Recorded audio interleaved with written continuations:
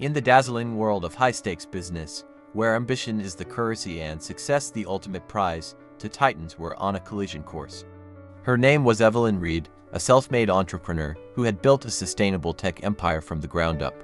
She was known for her sharp intellect, unwavering determination, and a heart that championed ethical innovation. Her days were a whirlwind of board meetings, product launches, and inspiring keynotes, leaving little room for anything else. She believed she had everything she ever wanted. A company that was changing the world and a life she had meticulously crafted on her own terms.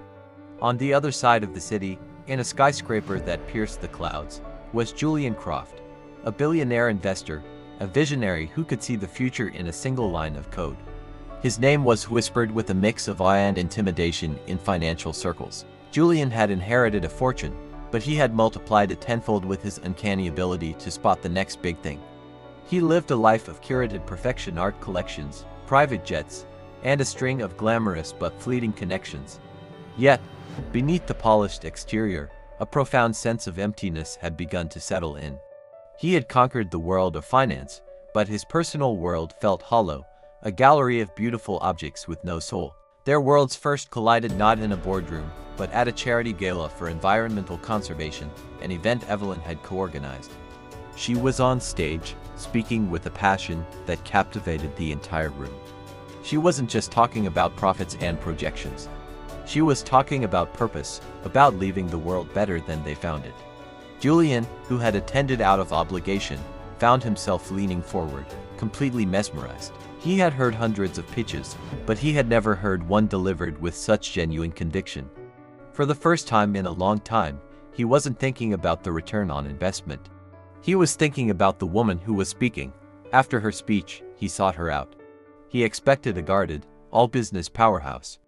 Instead, he found a woman with a warm, disarming smile and eyes that sparkled with intelligence. Their conversation started with technology and sustainability but soon drifted to art, literature, and dreams that had nothing to do with market caps or quarterly earnings. Evelyn was equally surprised. She had seen Julian's face in magazines, the archetypal billionaire, and had prepared herself for a conversation about acquisitions and market dominance. But the man before her was different. He listened intently, asked thoughtful questions, and revealed a vulnerability she never expected. That one conversation sparked something. Julian, used to getting what he wanted with a simple phone call, found himself wanting something he couldn't buy: Evelyn's time. He began to find excuses to see her. A casual coffee to discuss a potential collaboration, an invitation to a private gallery viewing because he remembered she loved Impressionist art. Each meeting chipped away at the walls they had both built around their hearts. Evelyn discovered that beneath Julian's formidable reputation was a man with a deep appreciation for beauty and a yearning for genuine connection. Julian saw that Evelyn's strength wasn't just in her business acumen, but in her immense capacity for kindness and her unwavering integrity. Their dates were unconventional. Instead of lavish dinners at Michelin-starred restaurants, they would go for long walks in the park, debating everything from economic theory to the meaning of their favorite poems. He took her to a dusty, forgotten bookstore he loved as a child. She took him to volunteer at a local community garden, showing him the simple joy of working with the earth. They were stripping away the layers of their public personas and revealing their true selves. For Evelyn, it was exhilarating to be with someone who wasn't intimidated by her success but celebrated it. For Julian, it was grounding to be with someone who saw him not as a billionaire, but as just a man. However, their budding romance wasn't without its challenges. The media caught wind of their relationship, and suddenly, they were the subject of endless speculation. Headlines screamed about a power couple and billion-dollar merger. Friends and colleagues on both sides were skeptical. Evelyn's team worried she would be overshadowed, or that Julian's corporate influence might compromise their company's mission. Julian's circle couldn't understand what he saw in a woman who preferred a quiet night into a high-profile party. The pressure was immense, a constant storm of external judgment threatening to tear them apart. There was a moment when it almost did. An article was published that twisted Evelyn's words, painting her as a gold digger using Julian for his connections. The lie was so vicious it struck at the very core of her identity as a self-made woman. She was hurt, and for a brief moment, she pulled away, wondering if their two worlds were simply too different to ever truly merge.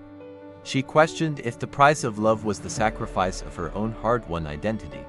It was Julian who fought for them. He did something he had never done before. He used his immense public platform not for business, but for love. He gave a rare, candid interview, not just refuting the rumors, but speaking about Evelyn with a sincerity and admiration that silenced the critics. He talked about her brilliance, her integrity, and how she had reminded him of what was truly valuable in life. He didn't just defend her, he celebrated her, making it clear that she was not in his shadow, but that he was lucky to stand in her light. His public declaration was a turning point. It showed Evelyn that he was willing to be vulnerable for her, to risk his carefully managed image for their relationship. She realized that true strength wasn't about facing the world alone, but about finding someone who would stand beside you and face it with you. They decided then and there that they wouldn't let the world define their story. They would write their own. Their love story wasn't about a billionaire saving a damsel in distress, or a successful woman taming a powerful man. It was a story of equals. It was about two people who had already conquered their respective worlds, only to discover that the greatest victory was finding each other. They continued to build their empires, but now they built them together. He invested in her company, not as a corporate raider, but as a true partner, providing resources while fiercely protecting her vision.